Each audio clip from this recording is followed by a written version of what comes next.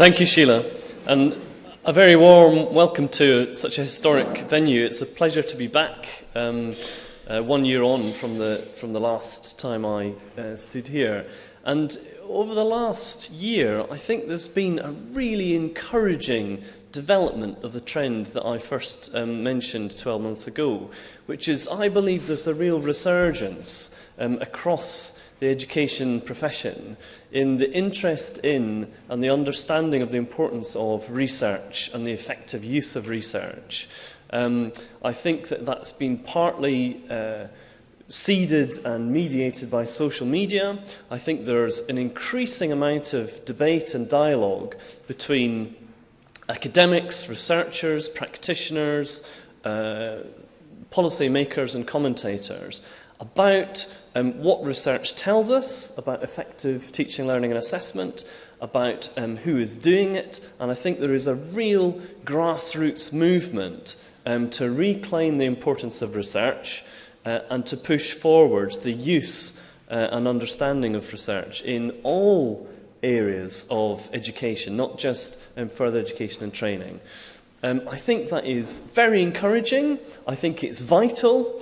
And the Education and Training Foundation is very proud to play an important part in that process. And one of the most important things we can do, of course, is to support you and your work. So let me start by congratulating all the participants for undertaking and completing their research. I'm starting to recognise a few faces. I noticed a few people from Sunderland. It's a real pleasure to see you again and see new faces as well. Your work represents the breadth and variety of types of provision that make up the education and training sector. And I know that a lot of the research that's been going on is designed to tackle key improvement priorities facing the sector. And that's important, but that's not all that research should do, and I'll say a word about that in a minute. The Foundation's aspiration is that evidence-based practice and innovation will be recognised as fundamental to the professional identity of those who work in the education and training sector.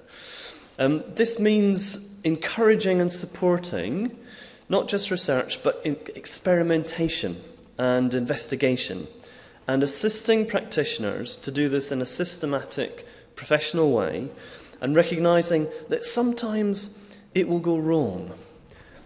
Or can it go wrong? Maybe what I mean is sometimes it won't produce the expected results. Because actually if you go about research and investigation in a valid and systematic way, it can't really go wrong because it will always tell you something new about what you're investigating, about your practice or about the wider context that you're working in. In addition, our support programme aims to help participants make links between theory and practice. I was really delighted a few months ago to, I should be waving this piece of paper at this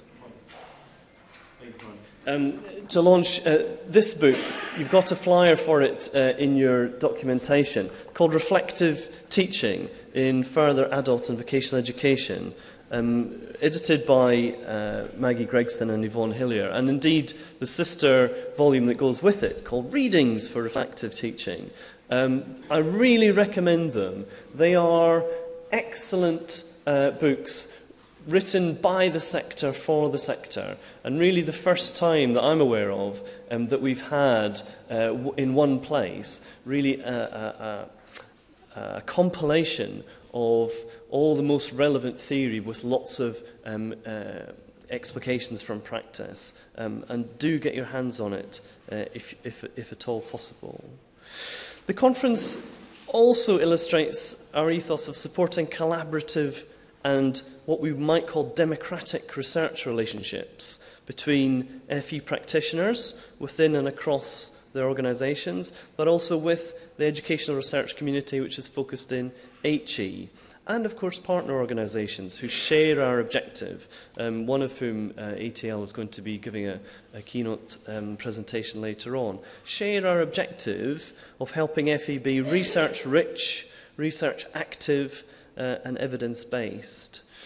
And that really brings me to the last thing I want to say, which is I'm sometimes asked, why does the Education and Training Foundation support research? You're not really a research body. You know, we're not a group, by and large, we're not a group of academics. And we have a very wide remit to support programmes that will impact on learners and indeed employers. So why do we support research? Isn't this a bit of a niche interest?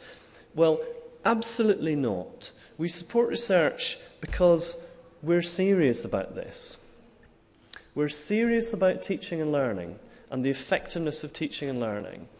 And many of the programmes that we commission and deliver are designed to assist practitioners with the most pressing challenges they face. How are we going to effectively teach a lot more English and maths? Because now we need to. How are we going to effectively deliver the new apprenticeship standards? Because now we need to. And that's really, really important. But there is a level beneath that, a deeper level, that goes beyond that vital but ultimately utilitarian professional development. And the deeper level is to assist practitioners in building what you might call their professional power.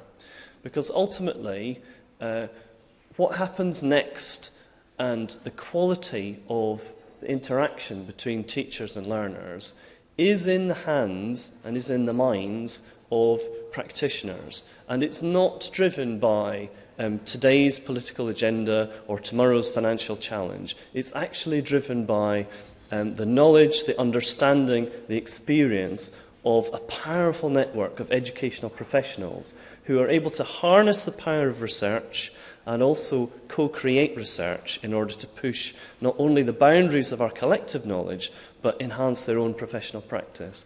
The Foundation believes in that passionately. That is the long game, and that is why we will continue to support research. I'm looking forward to a fantastic day. I hope you will too. Thank you very much.